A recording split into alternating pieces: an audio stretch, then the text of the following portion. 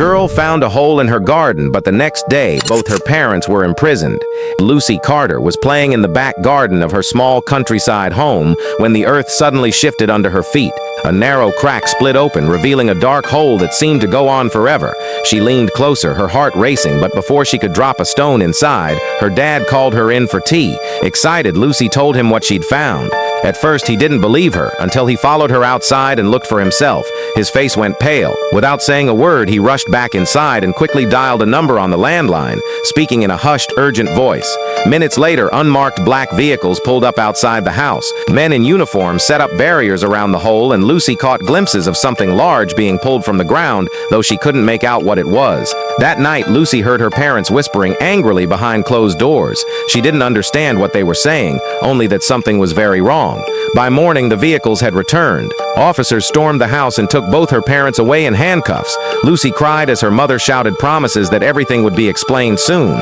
A neighbor gently led her away, but Lucy was left wondering what on earth had she uncovered in her garden. Lucy couldn't sleep that night. She lay in bed staring at the ceiling, her mind spinning with questions she couldn't answer. Why had the police taken her parents? What had they pulled out of the hole in her garden? And why had her dad looked so frightened when he first saw it? The silence of the house felt heavy, and even though her neighbor, Mrs. Green, had promised to stay close by if Lucy needed anything, she still felt very alone. The moonlight slipped through the curtains, and Lucy turned from side to side, wishing she could fall asleep. Just as her eyes were starting to close, she heard a sound. It was faint, like the soft scrape of shoes against the grass. At first, she thought she was imagining it, but then she heard it again. Her heart skipped a beat. She quietly sat up and listened harder. The sound was coming from the back garden. Lucy tiptoed to the window and carefully pulled the curtain aside. Outside, in the pale light of the moon, she saw 3 dark figures moving slowly near the hole. They were wearing black clothes and masks, and they carried shovels and bags. Lucy's chest tightened. She wanted to scream, but her voice felt stuck in her throat. She kept watching, hardly daring to breathe, as the strangers knelt near the hole and started digging. They moved quickly, whispering to each other in low voices. Lucy pressed her ear to the cold glass and caught bits of what they were saying. "We need to get it out before anyone notices," one of the men whispered. "Keep quiet. If that girl sees us, we're done," said another. A third voice, rough and harsh, added, "Her parents took the blame. Now we finish the job."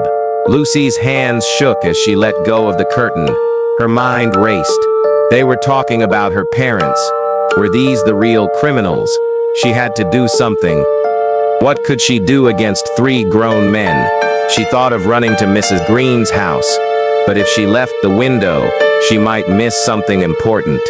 She leaned back to watch again. The men dug deeper until one of them gave a low shout. "I've got it!" He reached down into the dirt and pulled out a long, wrapped bundle. They tore away the cloth, and Lucy gasped. Inside was a shining golden statue, shaped like a strange animal, with wings and glowing eyes that seemed to stare even in the moonlight. It didn't look like anything Lucy had ever seen before. "It's real," one of them said, grinning. "Worth millions. Those fools will never know we planted it here." Lucy realized the truth all at once. These men had hidden the statue in her garden. That's why the police thought her parents were guilty. The thieves had planned it from the start. She bit her lip hard, fighting back tears. She needed help, and fast. Just then, Lucy saw Mrs. Green walking her big Rottweiler, Max, across the street. Her heart leapt. Max was huge and barked at anyone who came near. Lucy hurried downstairs, trying not to make any noise, and slipped out the front door. The night air was cold on her face as she ran across the street. "Mrs. Green," Lucy whispered loudly, waving her arms. Mrs. Green stopped, surprised to see her. "Lucy, what are you doing out here, love?" Lucy pointed towards the garden, her eyes wide. "There are men in the back. They found something in the hole. Please, you have to help." Mrs. Green's face went pale. She tightened her grip on Max's lead, but before she could say anything, Max barked loudly and yanked himself free. With a powerful leap, he bounded across the road, teeth bared and growling fiercely. The men in the garden froze. "Dog!" one of them shouted. They dropped their tools, clutching the statue tightly, and scrambled to climb over the fence. Max barked and snapped at their heels, forcing them to leave behind a large black bag. The thieves vanished into the darkness, their footsteps fading quickly down the street. Lucy and Mrs. Green rushed into the garden. Max was still growling at the fence, but Lucy's eyes went straight to the bag lying next to the hole. With shaking hands, Mrs. Green opened it. Inside were stacks of jewelry, watches and envelopes, stuffed with cash. Lucy stared in shock. "These are stolen things," Mrs. Green said, her voice low. She reached for her phone. "We have to call the police right now." As Miss Green spoke to the officers, Lucy remembered something else. When the men had run, one of them's sleeve had slipped up, showing a big tattoo on his arm. A black snake curled around a sword. Lucy quickly told Mrs. Green, who nodded. "Good girl, Lucy.